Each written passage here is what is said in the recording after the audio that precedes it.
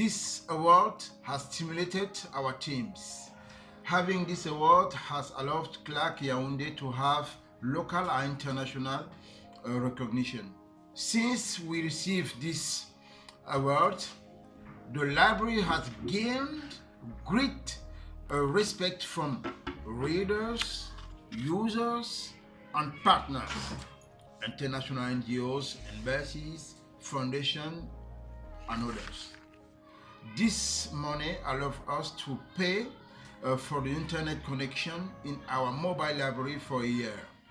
With the pandemic, our perspectives on the importance of technology in the community has become clearer and more specific.